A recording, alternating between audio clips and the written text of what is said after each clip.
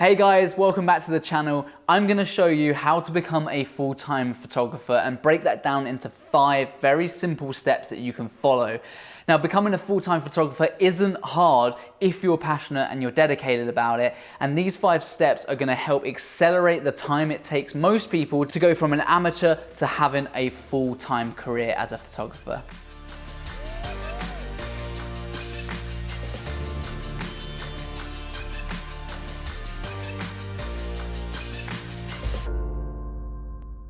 In this video, you're going to learn my 5 steps on how to very quickly go from an amateur photographer or part-time photographer to a full-time professional photographer.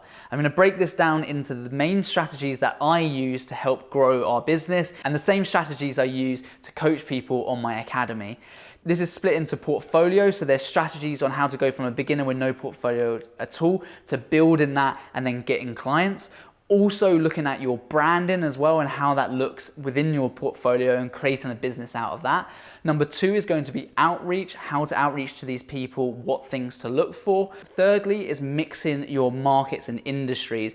Having a diverse portfolio so we can maximize your opportunities and maximize your income.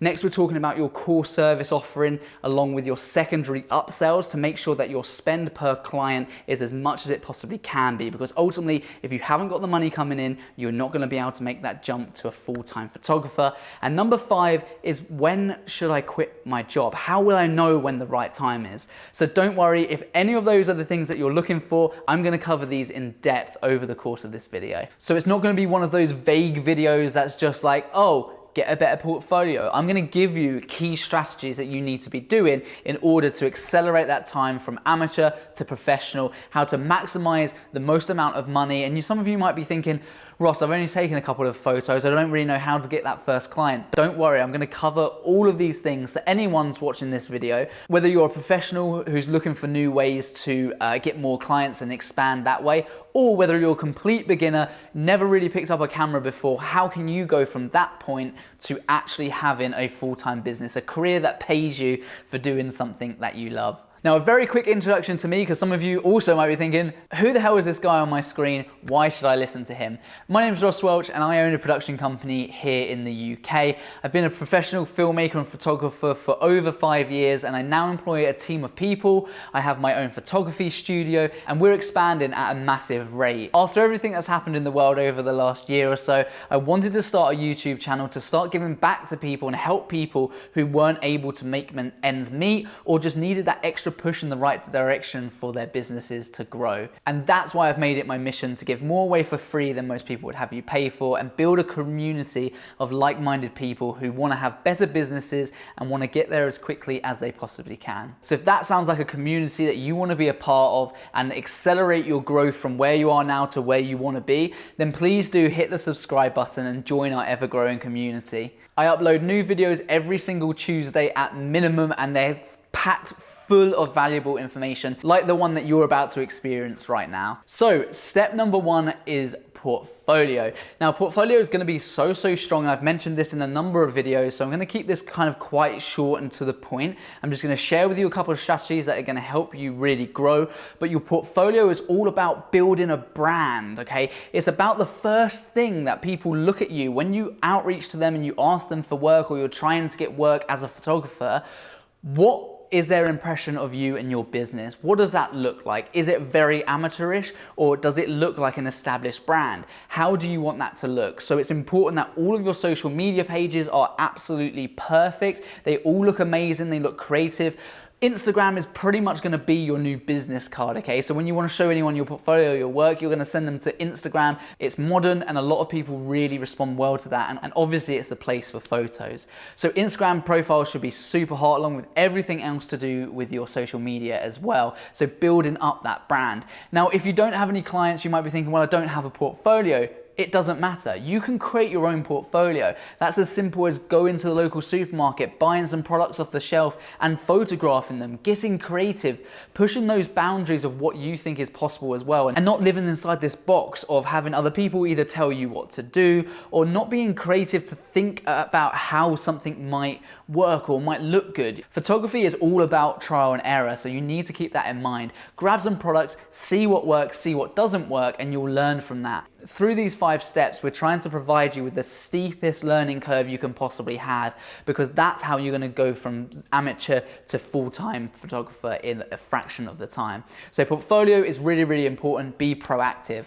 There's 2 other strategies I'm going to give you if you're a complete beginner. Number 1 is a swap strategy, and number 2 is a free of charge strategy. Free of charge is when you approach a brand and say to them that you will provide them with some photography work for free of charge, and then you can start that relationship building with them. Perhaps after you deliver the first project, you can then talk about further projects that are paid for if they're happy with your work. The second is a swap strategy, where you can actually swap your services by providing photography with what they're actually selling. So we've done this with watch companies and things like that in the past. Like I said, I've mentioned this in other videos, so I'm just going to keep that really, really short and sweet. But there's some things you need to think about if you don't have a portfolio at the moment. If you do, you need to be thinking, how does your brand look? What does your brand say about you? That's the number 1 reason why people will not buy from you if you've got a poor looking brand. Okay, step number 2 is outreach. So once we've built that portfolio, we now look to outreach to businesses and outreach into clients. This is just about working hard. It's about being proactive. It's about working harder than the guy next to you that's trying to go for the same job. Outreach is a numbers game, so you want to compile as much information as you can. Email addresses, social handles from local businesses is always a really good place to start. And then you want to just start to ask them the question, hi, are you interested? I'm a photographer. Is there anything that you would like to do? Can I provide any photography work for you? Here's my portfolio. Link to your Instagram page. That's why we build it up in these steps, because now you've got your portfolio, you can outreach to these people, and it's about being proactive. You need to make sure you're getting out of bed on time and you're giving this your all. Or if you're working full time at the moment somewhere else, in your evenings, be active on these things as well. And that's going to really, really benefit you into becoming a full-time photographer. Now, tip number 3 is mixing your markets or your industry. So now we've got your portfolio, then we're moving on to your outreach, and now it's who are we actually outreaching to? So whereas there was back at a time, and a lot of people would tell you to find a niche, because when you found a niche, so it might be something really particular, such as we only photograph beauty products. That would be a niche, okay? Because you don't just photograph everything, it's specifically just beauty products, okay? Now, there used to be a time where that was perfect, because once you find a niche, you can charge as much as you want because you're a specialist in that particular area. However, now is not a time to be in a niche. You want to be broad and diverse, especially if you're starting out, because this is all about maximizing your overall income, maximizing the amount of people who are paying you. And if you're in a niche, you're very, very limited. Whereas if you're broad, you've got lots of people paying you from all different industries. So if you have something like we do at the moment, where we have something like the hotel industry is really affected by what's going on, then that's a really negative thing. So if your niche is hotels, then you're going to be really struggling. Whereas if one of your 10 clients is in hotels, it doesn't matter, because you don't need to focus on them. You can focus on the people who are operating as normal. So that's really, really important to think about what kind of markets you want to go into and broaden that horizon. Once you've worked this out, you can go back to building a portfolio, and hey, we follow these steps time and time again. Every time we want to move into a new industry, we will go back to build a portfolio, look at our brand, how does that image look, then we will start to outreach to people within those different industries. So think about what markets and industries you would be interested in mixing together to create the most lucrative platform for you to make that jump to a full-time photographer. Now, step number 4 is working out your core service offering versus your secondary upsell options. And that's the real key here, because your core service offering is going to be, of fact, photography. Okay, that's obviously going to be the bulk of what you do, namely is just photography.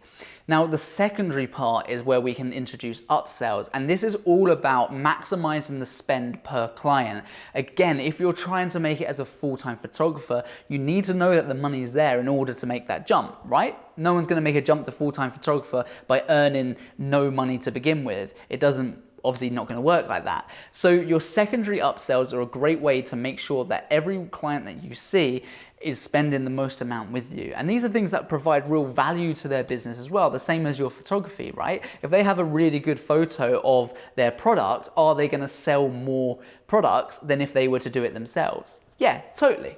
But what if we started to add things into the mix here, add certain types of upsells? So these might be things such as photos that are optimized for certain social media platforms. So you might be doing everything in landscape for a client, but then you can say to them, you know, would you be interested in having these optimized for social media such as Instagram, which is 1x1, or vertical, or things like that? Then you can offer those things as additional services, and then that will obviously increase your editing time as well. The other things you can look into are things like drone and aerial photography. That's a huge market right now. It would obviously require you to think about getting a drone license, but that's a really good upsell, because while you're there taking photos of the real estate or their properties, you can also offer an add-on where you take the drone up for 5-10 minutes and you get lots of photos from an aerial view. That's just a nice little upsell to maximize their spend per client. Another idea is studio rental. We've obviously got a studio here and we rent that out to many photographers. So there's a nice little thing there where we'll charge the photographer X amount and the photographer might make a small 10 to 20% markup on what we're charging them to the client for handling that account. Again, another nice way just to make a little bit of money if you require a studio anyway. And finally, something else that's really worth thinking about is video. Now, yes, you might be thinking, well, I'm just a photographer, I don't know much about video, but a lot of people, or certainly the people that are doing the best right now, and this is the same as our company, we deal with both photography and videography. Actually, video for us is the bulk of our income. We actually have photography as an upsell, as a secondary offer to our clients. Now, you might have this in reverse, so it's really, really handy. You already know your way around a camera, then you can just apply those same things to filmmaking, and then you can suddenly start to offer the client a lot more. So again, when you're going on site to take loads of photos of their brand new office, you can also produce an overview video or an interview video for them as well. There's a great way to start to capitalize on the amount of money that they're spending with you, and it's going to make that jump to a full-time photographer 10 times easier. Now, finally, quitting your job. The biggest question here, or the right question to ask, is how do I know when is the right time to quit my job? And that's something that I want to expand on right now, because this is just generally a gut feeling. Firstly, by following these steps, you should start to see some return, or you will start to receive some returns if you're putting the time in and the hard work in. If you've got your portfolio, you're outreaching to enough people, and you're mixing those industries as well, then you're going to start to sign clients and you're going to be able to expand on that. And then through your upsells, you're going to maximize the opportunities you'll have. You'll be able to maximize the amount of money that's coming in as well. And then you'll get to a point where actually your part-time job at the moment, or your full-time job, is just simply getting in the way of where you want to go in life. You feel like your full-time or your part-time job is currently holding you back from being a photographer, and that's the point when you know that you need to either reduce your hours from full-time to part-time if you still want some kind of stable income, or if you're already working part-time and you still feel that job's holding you back because you've got lots of projects going on, you've got lots of income coming in, then you'll know that's the time to make that jump. Having a business and being a professional photographer is, I would genuinely say, around about 70% business knowledge and mindset and 30% creative ability. You do not need to be the best photographer or videographer to make money or to have a successful business. And I'm living proof of that. There's no way that I'm the best filmmaker, but I've been able to build a 6-figure business, employ a team of people, have a studio, travel the world on major projects, all because I understand what businesses want. And I take the time to listen to every client that comes in through my door, to listen, what do they want? What is their purpose of this? And how can I try and maximize their investment? What can I do that will really get them to their goals? Forget about the money. What can I offer? What can I give this client to make sure they have literally the best amount of content, creative content that they need to sell X amount of products? And once you focus on helping people, it becomes a lot easier, because then there's just a price tag associated with that, and it comes down to falling within budgets. Now, don't get me wrong, quitting your job is really, really scary. It's a daunting feeling to think, well, you know, I'm not going to have this stable income anymore. But if you hold on to that, you will never grow as a photographer. And I see this with my academy. I see the biggest change is when people actually quit their jobs and they commit 100% to filmmaking or photography, because at that point they don't have anything else to do. They don't have any other distractions other than focusing on portfolio, outreach, industries, helping clients among all of their services. That's when it becomes really, really powerful. So sometimes I do think that people can hold themselves back by still remaining in a job. And I'm not about to tell all of you to go and quit your jobs tomorrow. You know, that would be stupid of me to think that all of you watching this video can go and make that a success. But I promise you, if you follow these steps and follow what I do, and you're willing to put in the hard work, determination, dedication, learn your way around the camera, but more importantly, understand the business side of things, that's what this whole channel is about, then you are going to get more clients, you're going to get more work, more money, and that will enable you to make that jump to a full-time photographer. If this video has resonated with you, then please let me know. I love reading all the comments. I reply to all of them as well. So let me know what you thought in the comments below. Leave a like and don't forget to subscribe. It would be really, really helpful in growing this community. I look forward to seeing you guys on the next video. Peace.